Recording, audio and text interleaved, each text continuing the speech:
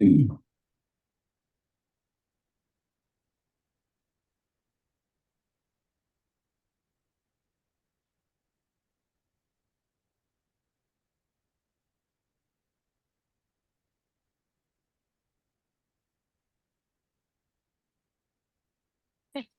is 2 o'clock, but we still have a couple people trickling in from the waiting room if you'd like to give it just a moment longer.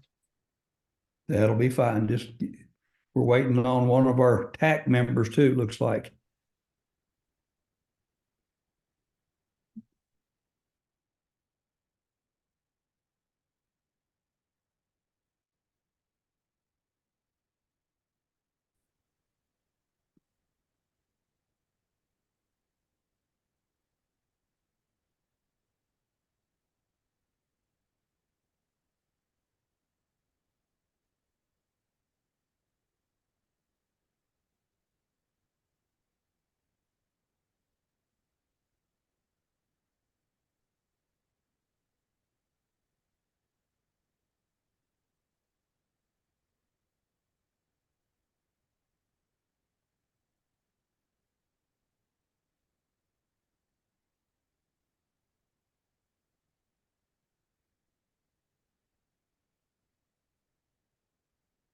It looks like the waiting room is cleared. I show 3 out of 5 TAC members unless I missed anyone while they were logging in. Okay, and then I believe Dr. John Gray had gotten a hold of me, said he was traveling or on a flight during this time, but wouldn't be able to be on the meeting today. Okay. Well, we have 3 out of 5, so that's still a quorum. Yep. Okay. Well, are we ready to go then? I'm ready when you are. Okay. Well, I want to welcome everyone to the Dental TAC meeting for February the 9th. And just remind everybody that it is a Valentine's weekend, so get your cards and meals lined up here. We've got our quorum established then, and first order of business is we want to approve the minutes from November of 23 TAC meeting. So make a motion to approve those, and we need a second. I'll second. And all in favor say aye. Aye. Okay, thank you. And I want to take a minute, just I know Commissioner Lee couldn't be on the meeting today, but I wanted to thank her and her team for all the work that they do, and helping is not only our TAC, but there's 19 or 20 other TACs that they work with and help. And I just want to thank all of you for your support and information. And if you get a question, they're usually back right on top of it pretty quick there. So I just wanted to say a word of thanks to you. And we're going to go to old business. There was a rule change on the dental fillings. It went from replacement code to from 6 months to 12 months. And I was wanting to just follow up with that. We had asked about getting that moved back to the 6 month. Never did hear anybody say anything else about it, but it's kind of like either move it all the way back to 6 months or just eliminate that and let the dentist be the judge on when that breaks a filling. Or so many times folks, we're doing fillings on top of fillings. And that's why they come to us, because something's broken and sharp, and we might have fixed something 5 months ago. And so now I've got to make them wait 7 months to fix it back, or else do a more expensive procedure like doing a crown on it, which that's fine. But some folks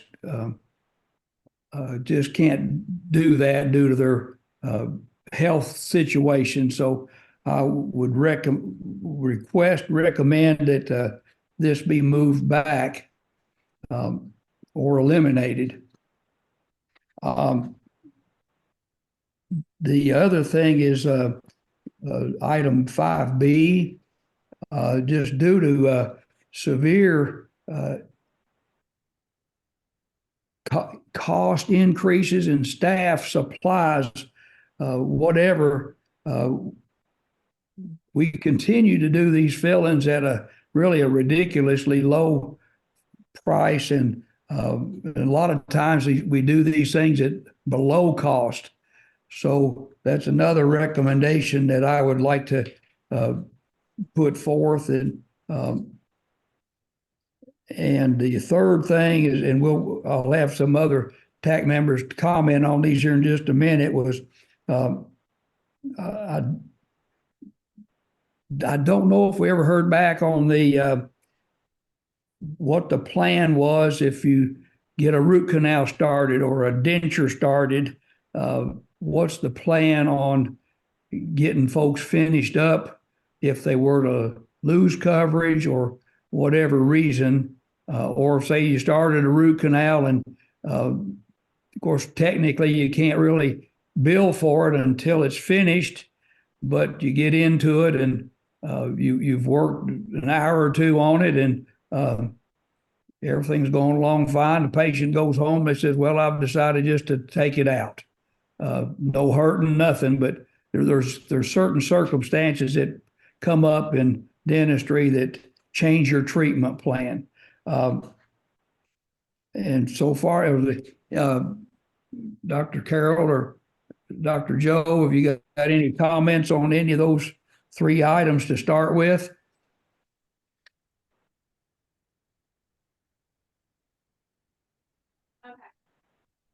Sorry, it took me a second to unmute there. Just to follow up on the third point there, Garth, is we have run into that in orthodontics quite a bit, and we do that with in-treatment cases that have lapse in coverage. Used to cases were, under the old system, cases were, if you started the case, you were able to finish the case and be compensated for it. Commissioner Lee, I think it was maybe a year or so ago when this came out, when we were looking at people that aged out, turned 21 and could no longer have the orthodontic benefit. We were told that they could not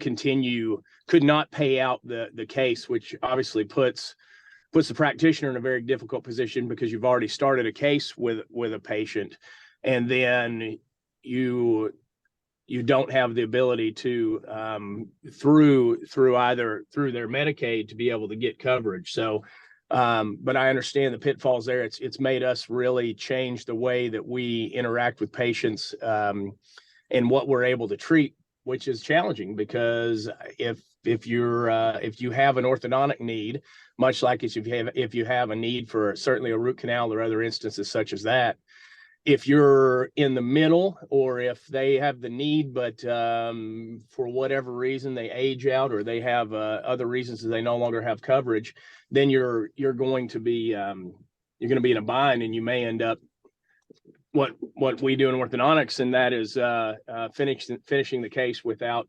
additional compensation, which is you can do occasionally, but it can be quite taxing to do that very often.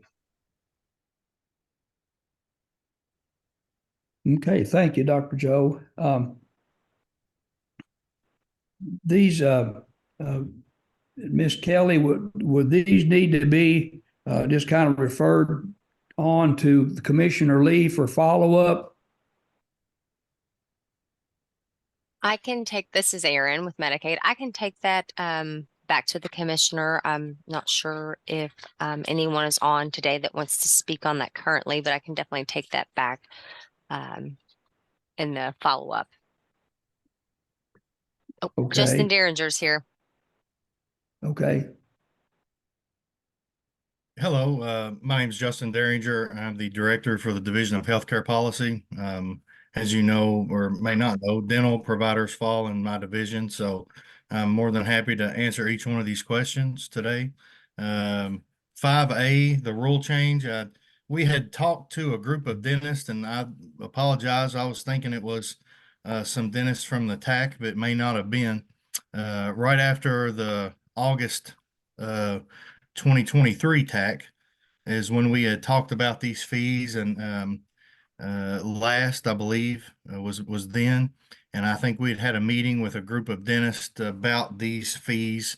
This was actually the change from 6 months to 12 months was a typo when we redid the all the different rates and adult to child uh, fee schedule. And so those were changed August, looks like August the 24th, I believe. Let me make sure I'm not, yeah, August 24th, 2023. And we had told, actually, I think we've told multiple groups of dentists, so I apologize that I didn't send that back to the TAC, but we've sat and talked to multiple groups of dentists about it, mostly at the end of August and in September of 2023. So that's been changed for some time. And as a matter of fact, that change order was made effective to backdate and rebill everything from January 1st of 2023. So if somebody had sent a bill in for restorative work that was two in a 12-month period, and it was denied because of that limitation, then it was automatically rebilled and credited to them. That's been on the fee schedule since August 24th of 2023. I guess we just never did hear back from anybody on that one, so that was why I brought it back up. Sure. So the 5B, we have got we've done multiple studies and reports and looked at the dental fees from the reimbursement from the state of Kentucky, cost of living in the state of Kentucky, and then we've looked at multiple other states comparatively, put those together. So we've got those right now with our in upper management's areas to review and look at in accordance with our budget. And so whenever we have something one way or another, we can come back with any kind of increase in codes. As you know, any kind of increase has to be budgeted for. So we're trying to see where there's any extra funds to give increases in any code for any types of coding. C, so this kind of we're targeting this multiple ways. The first one, and we increased coverage to not just be children, but for adults as well. And so that eliminates those situations where that the doctor talked about earlier, where you had a child receiving some care and then they're becoming an adult. And so you have to stop that treatment. So we've eliminated those issues. And then we're working right now on some modifiers, not necessarily modifiers, but some modifier type coding that dentists would be able to use when you start a procedure. Like you said, you start a root canal and then the patient decides they just want it pulled. And so that's we're looking at some different coding to be able to pay percentages based on percentage of work done. So we're working on that. We should have that out sometime about the middle of the year. So that will take care of all of those issues. The only issue that we still don't really have an answer for, and we're still waiting on CMS to give us a little more guidance. So we've talked to them twice about this issue, and they're supposed to get back with us, is when an individual has Medicaid coverage, they start on a treatment, and then at some point during that treatment process, they lose Medicaid coverage. Now, if they end up getting Medicaid coverage back, that coverage is almost always retroactive back to when they lost it. Say an individual forgot to sign paper, send in some documentation, proof of income, something like that. Then as soon as they get their Medicaid restored, that's almost always backdated. The problem is if that individual truly loses coverage because of something substantive, say they got a new job, start making too much money, or they got a new job that provides them insurance, Either case, they would lose their Medicaid coverage. And in those cases, we don't have any way to cover those individuals. So any work done after they lose coverage, we wouldn't have any way to cover that. CMS would not allow us to cover that. So we're still working out with them on some different things as far as dentures and some other procedures that are in question. And it's not just dental; it's DME issues as well with trachs and some other equipment that are personalized and created for the individual. So that we're working with them on some different ways that we can kind of compensate and come up with a solution in that area. I don't think there's a ton of those cases, but there's enough to where we need a solution. So we're still working with CMS on that one. But hopefully we've lessened the amount of them with some of the other solutions we've come up with. Okay, thank you for working on those and for that. Now, I've got another question. At our last meeting, we brought up there's a on the children's stainless steel crowns.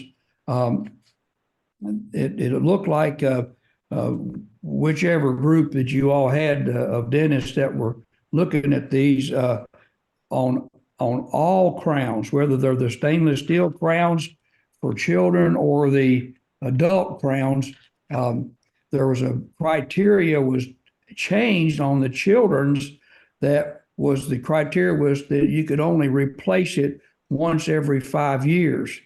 Well, on children, and again, it happens. It's not a big happening, but it happens. It's like these stainless steel crowns. Children are, get a hold of some taffy or some Tootsie Rolls or some form of candy or food, and they pop them off. But in the process, they chew on them and bend them, break them, and they're not usable again. So, the dentist or the pediatric dentist needs to replace that. But according to this new add-on rule, we can't replace it for 5 years. So, sometimes. And Garth, Yes. Garth, I might add to that too. I wouldn't even characterize it as the kids eating candy or things that almost put the onus onto the child. These are inherently temporary, essentially temporary crowns until they're of an age in which they can have a more permanent restoration. These are not intended to be long-term crowns. So they are designed to not they're set from the beginning to know that they're going to have an expiration date. So setting a 5-year window on that is challenging, as you're alluding to. So we were just as TAC members and other dental groups have contacted us, like pediatric dentists and just general dentists that do a lot of these.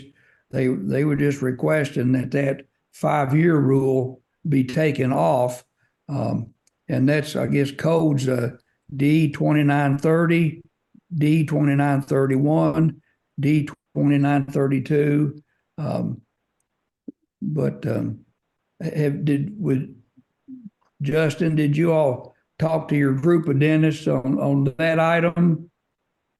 No, I don't have anything in front of me on that one. I know there were multiple codes that we had looked at that there had been some errors made. I'm not sure if that's one of them or not.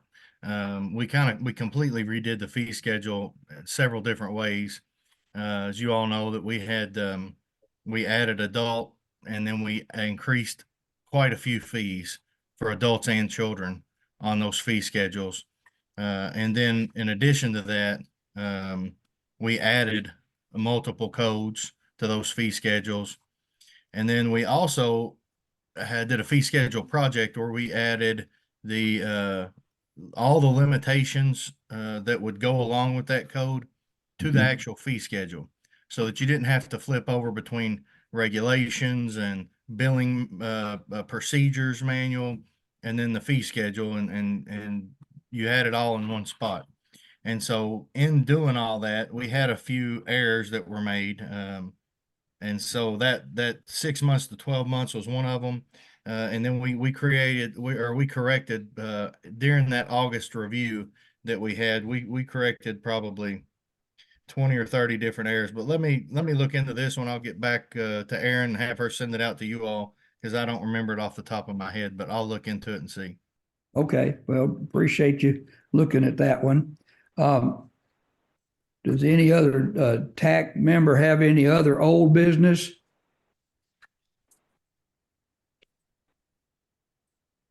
Well, let's move to new business. I brought a few items today just as some of it is a FYI to be looking at. Just this week, the American Dental Association, in conjunction with medical physicists through the ADA, the FDA, and the American Academy of Oral and Maxillofacial Radiology, have said now that due to the use of digital X-rays and the precise collimation of the X-ray unit, that the use of lead aprons and thyroid collars are no longer needed for dental radiology. And I've got the wording that they brought out from the ADA on that. And then I also looked up the regulation on that, and it's 902 KAR 100:130 dental. And it says the Cabinet for Human Resources is authorized by KRS 211.844 to provide administrative regulation for the registration and licensing of the possession of and use of any source of ionizing or electronic product radiation and the handling and disposal of radioactive waste. And it's section 5, paragraph 4. And you can look it up, but it's just kind of what I've already said. But we might need to have the cabinet look at that, just to follow other recommendations from the radiology groups, because we've checked with the Kentucky Board of Dentistry, and it's mostly a regulation coming from the cabinet from Human Resources. So, Justin, we might need to add that one on your list, possibly just to look at. But I just wanted to bring that to your attention that just happened just the other day. Dr. Bobrowski, Yes. it's Julie McKee. Can you send that article, attach it to the chat, send it back to our contacts in Medicaid? I'd like that. Just how we could get it. Okay. Let's see. Dr. Bobrowski, this is Erin. I was copied on all those emails. I can forward it. Thank you. For you. Thank you. You're welcome. Thank you very Thank much. you. Dr. Julie, I was looking real quick. I don't believe I have ever attached an email ad or Don't worry about it. I'm going to get it. All right. I'm trying to look and see if I can figure out how to do it real quick for you, but we'll got it. Now, is there any comments on that one from other TAC members? Garth, on that same point, I'm wondering what impact as far as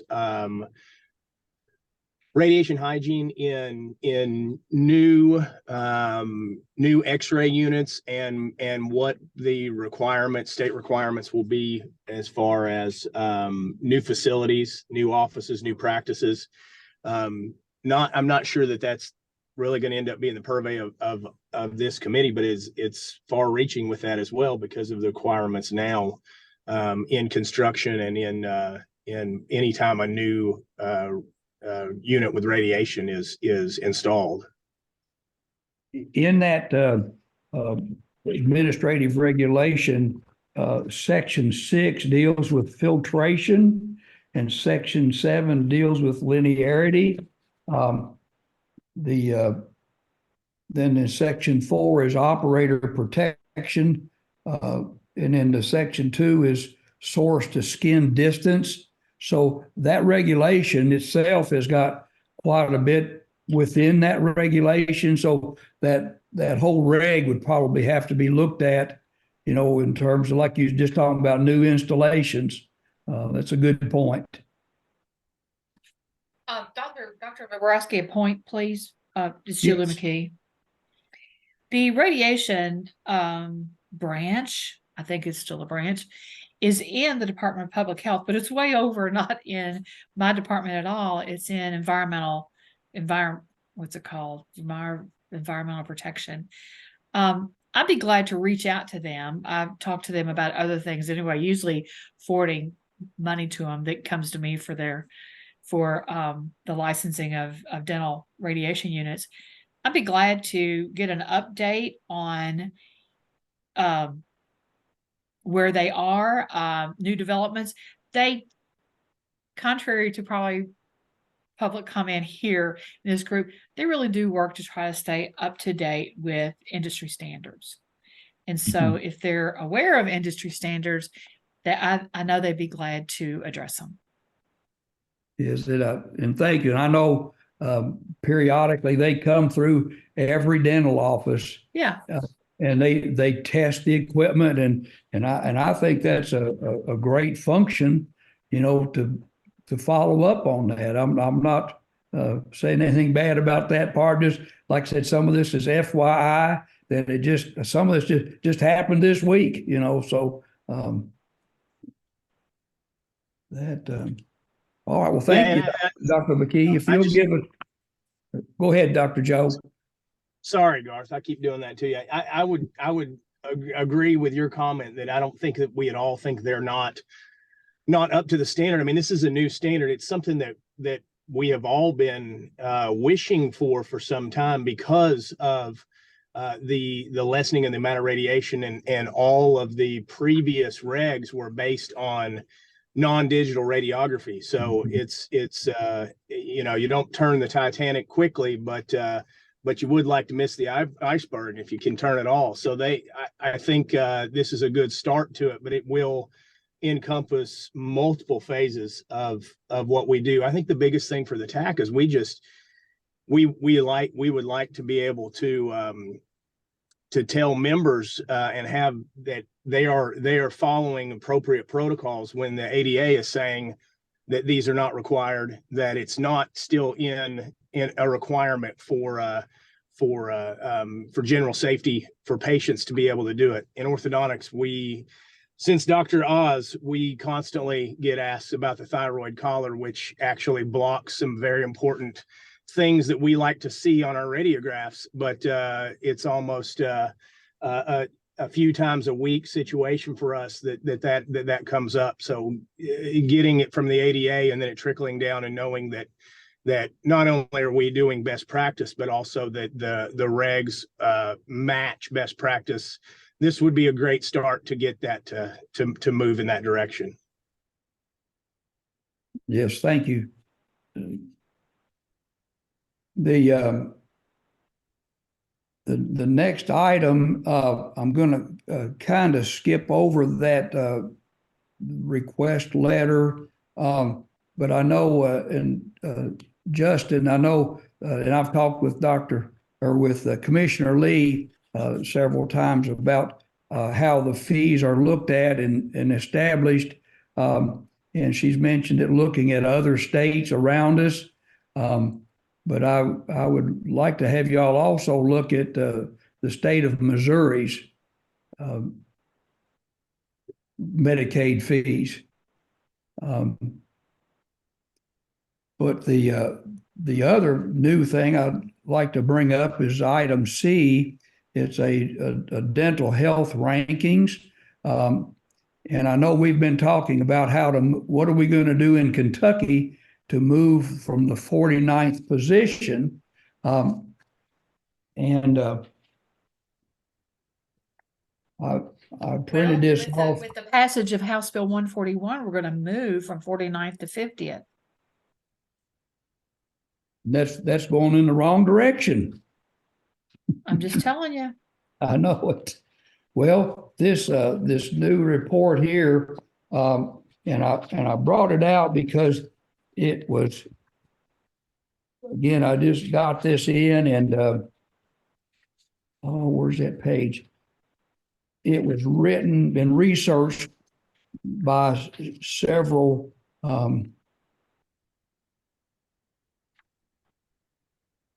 several authentic, people that I thought, and even one of them was a researcher from Murray State University. So one of our own Kentuckians was in on this report, and it listed the states in order, and and it was based on 25 key indicators of dental wellness. Let me turn the page here, and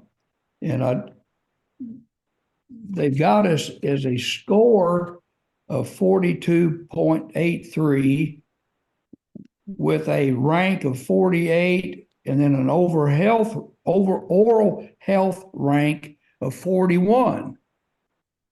So, and this was based on 25 criteria. So, maybe we're already starting to do some good things, Dr. McKee. But you know how it is when you do one report and somebody else does another report, sometimes it's hard to compare apples to apples. But that was just another FYI for everybody. The other thing that's coming up, that I got a new report on, was this is through the American Dental Association, was dental insurance reform. And I know, Medicaid has their own medical insurance, and I know at times they've talked about just dental insurance.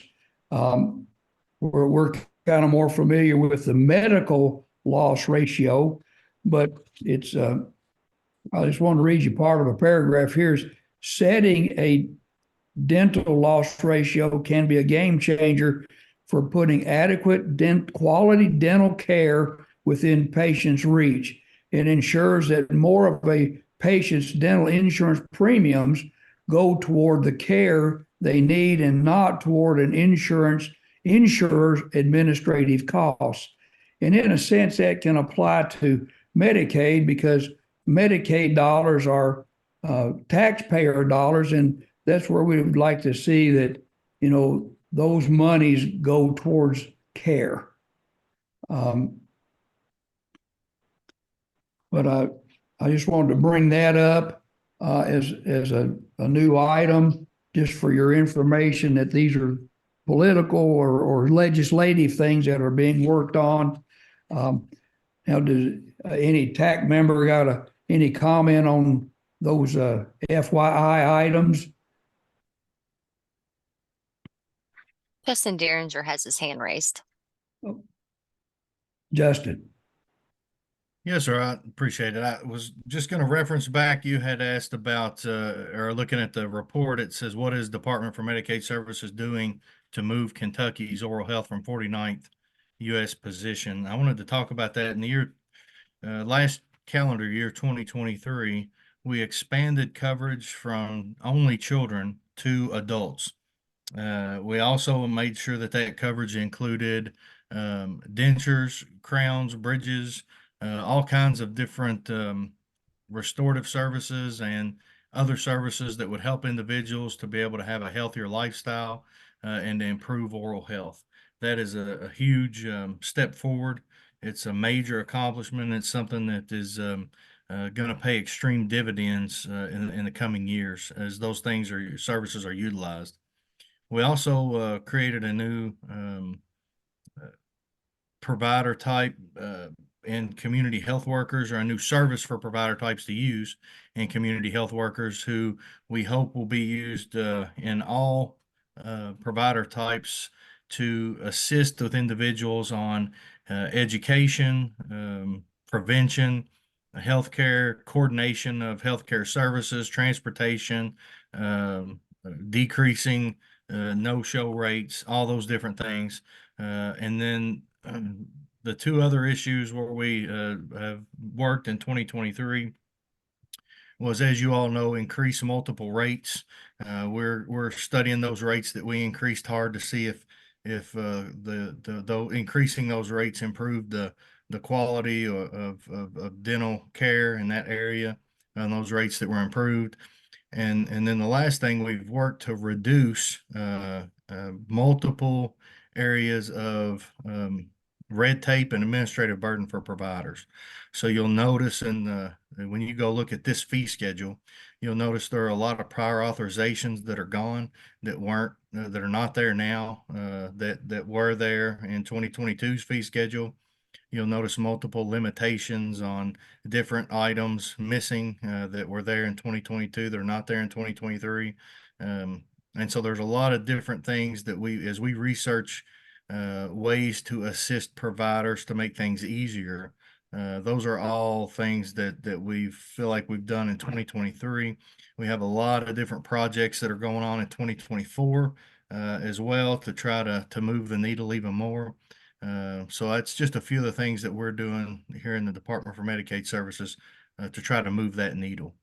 In addition to that, we also have a certain percentage in our MCO contracts of money that we pay, and I don't know it off the top of my head, I apologize, but I can get that to you, of money that we pay that goes directly to care and not the administration for the insurance. And so it's a very high percentage. I can get you that though after the call. Thank you. And I appreciate that, Justin, and I appreciate your efforts, and because I know that's some of the things you've been working on, and it does not go unnoticed. It's very well done, and like you said, when we did, I think Dr. McKee, you did a study last year or year before that. I think some of the main criteria that people were having trouble with Medicaid was kind of just what you said, was the rates, the failed appointments, and the administrative burden was about the top three categories. And so it sounds like you're looking at those and addressing them, and I wanted to thank you for your efforts on that. It is appreciated. Well, we appreciate you all as providers, and so we listen to all of our providers on what those and this same three issues for all providers. So we're working across through those fee schedules for all provider types to try to do all of those different things. There's now I've got some other questions to. Well, you're talking about. I was at a community board of public health meeting last night for almost 3 hours, and one of the topics that you just mentioned, I brought up and was bragging on, you all for doing that, was the community health workers, and not very many people knew about that yet. I think maybe one of the whole group did, but that I think that will be a good thing in the future. And the other thing I wanted to bring up there was you're talking about the codes. We might need to look at adding a code for, I know you cover implants and you cover dentures, but the code for the implant supported denture is not in there. And it's a D6110 and a D6111. It's an upper and a lower.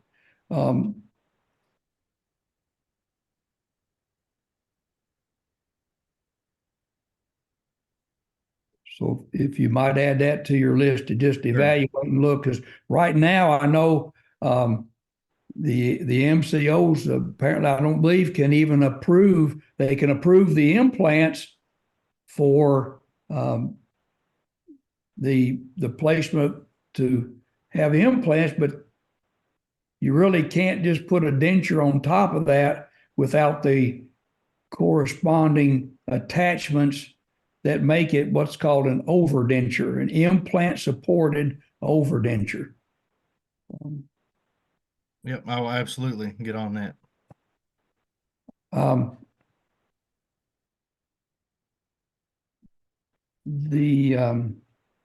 let's see, those were the two items that you mentioned. Okay.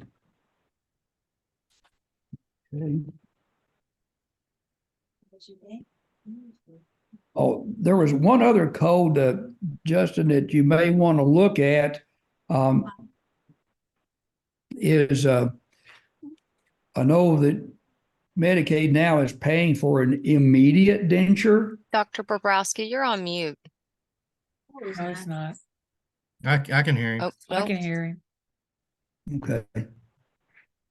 I think I didn't see my little red button down there that was lit up. So, can you hear me still?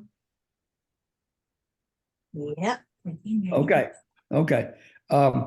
Was So cute.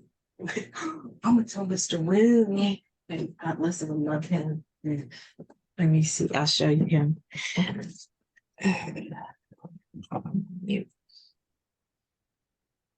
okay. Justin, another thing to maybe look at is when we do these immediate dentures, one of the common problems is that after about 3 to 4 weeks, the denture gets extremely loose. It's Valentine's Day. It's not. I hear somebody else is, I think somebody's not on mute, Dr. Yeah. Bobrowski. yeah. You're good to go, Dr. Bobrowski. Okay, thank you.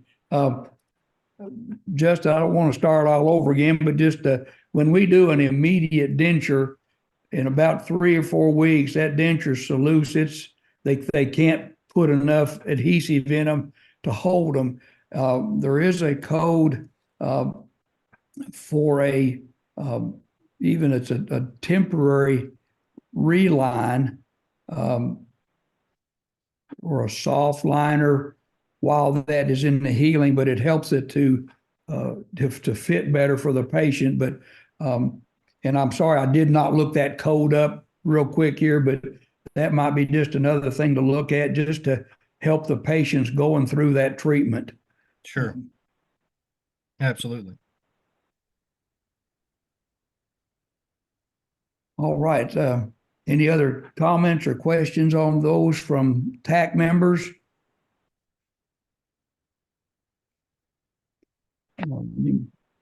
Mark said to keep myself in order here.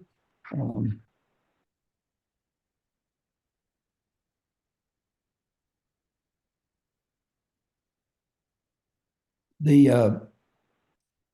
minute ago, Justin, you had mentioned something about the administrative costs versus the care costs, and and this is something we can talk about because I think we did ask about it at the last meeting, but I apologize. The way we asked it, it might have been a little confusing, but we were talking about the value added benefits that the MCOs provide, and are the value added benefits considered part of the medical loss ratio within each MCO?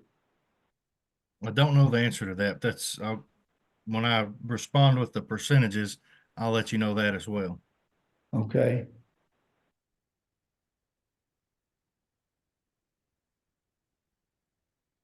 And I can have Erin email those answers to the TAC when I send them to her. Okay. Now I know the TAC members, I don't believe we got those reports on those value added benefits until this morning. And you may not have had time to look at that. but we can, if there's any questions from any TAC members, we can look at that now or bring it up, or we might, since we just got all that data, we can, add that to our agenda at our next TAC meeting.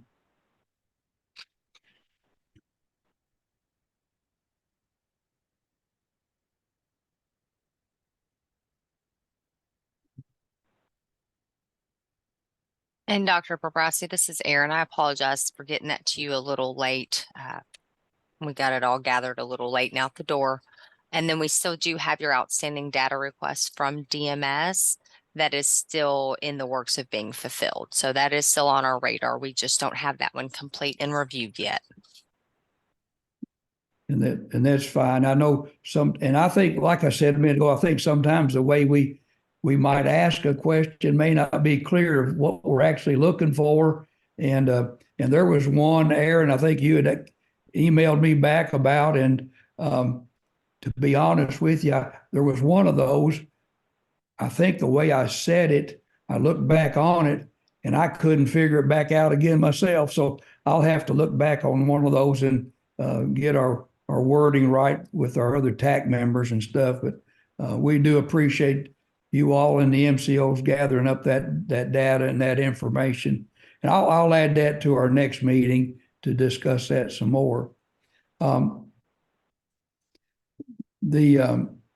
And I put on here just some a time for some general discussion. Let me see. I've got two things that I wanted to bring up on that, but did any of the TAC members have any other questions specific for the MAC? I'm sorry, for the MCOs.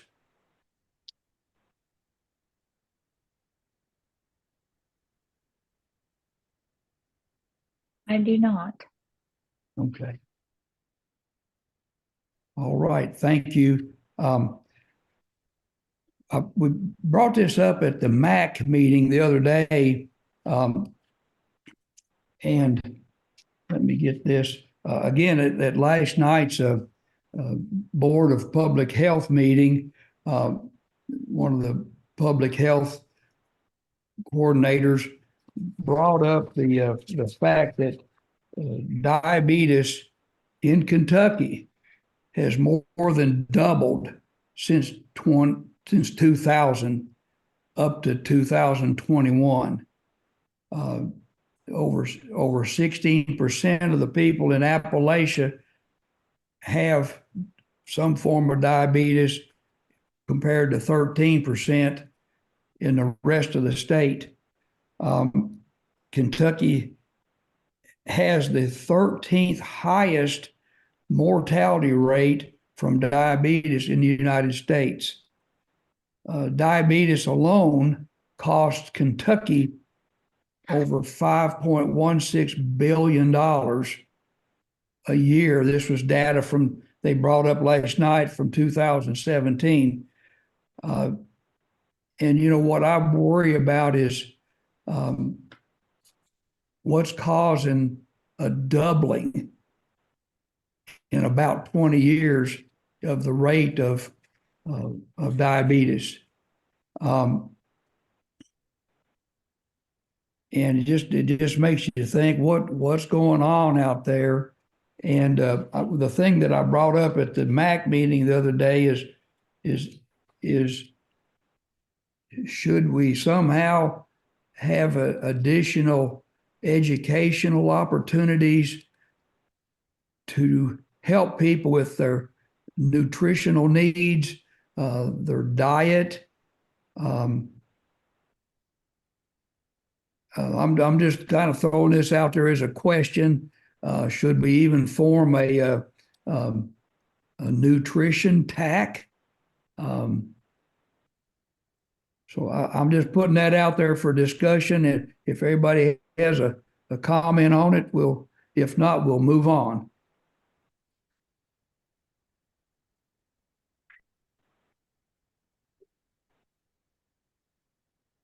Okay.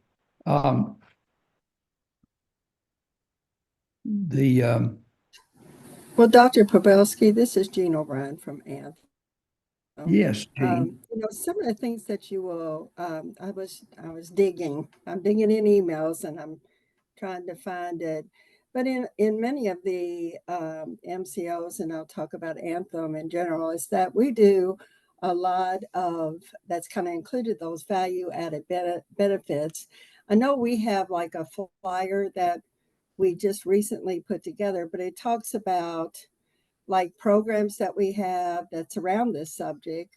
Also, like fruits and vegetables that we can provide vouchers for our members to get fruits and vegetables, exercise programs. So there's a list that, and it's probably out on all the MCL site, of the value added benefits. And there's also some pre-diabetic programs that we have, and then also some programs around the diabetic members so they can have some one-on-one training and education. So there are some things around that. I'd be glad to send that to you if you'd like to have at least what Anthem has done, and I'm sure that other MCLs have the same thing.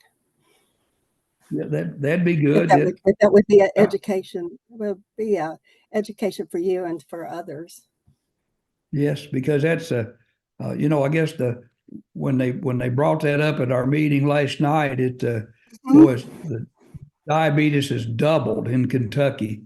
Yes, yes, sir. And so we're trying to tackle that because we see that too. I mean, we see the numbers. I finally found it. So it looks like it's, we have like fruits and vegetable program. We even do some medically tailored meals. We have Weight Watchers, fitness coach program, healthy families program. And of course, around the dental, we have a dental kit which has toothbrush and floss and those types of things that member can get from us. I was trying to look around here. There was one. Let me get down here a little bit. And I can't find those programs, but there are some programs that are directly for members that they can connect with our case managers and get involved in. So there are some things that the health plans are doing. I just don't think that this group is probably as aware. Right. Yeah. And I hear some of this because I'm on the Mac also. And yes, we do talk about it there. Yeah. Yes. We hear about it a little bit more there than on this group. But, I think, and I appreciate your information, Miss Jean, on that, what you all are doing there with helping those situations. Yes, sir.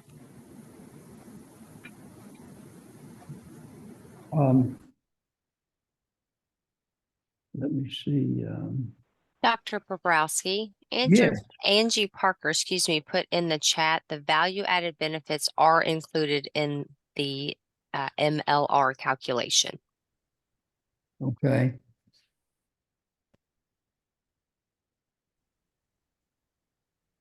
Okay, thank you.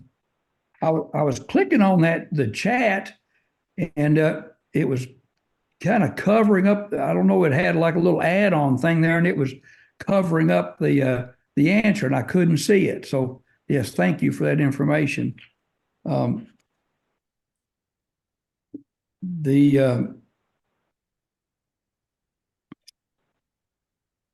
the TAC members feel like we have any recommendations that we need to bring before the MAC?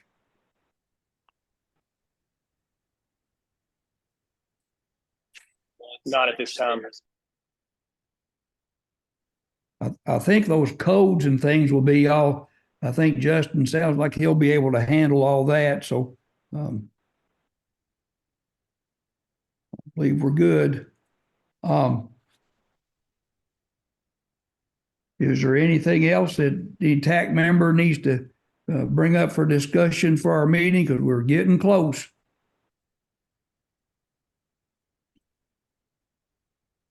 All right, our next meeting will be May the 10th It's a Friday, the same time, same channel. And want to wish everybody a happy Valentine's Day. And Thank that's you. that's all I've got. Thank you. Thank you, Garth. Thank you, Dr. Joe, Dr. Carol. We'll see you, All right, everybody. thank you all. Have a good rest of the day and weekend. Thank you so much. Thank you.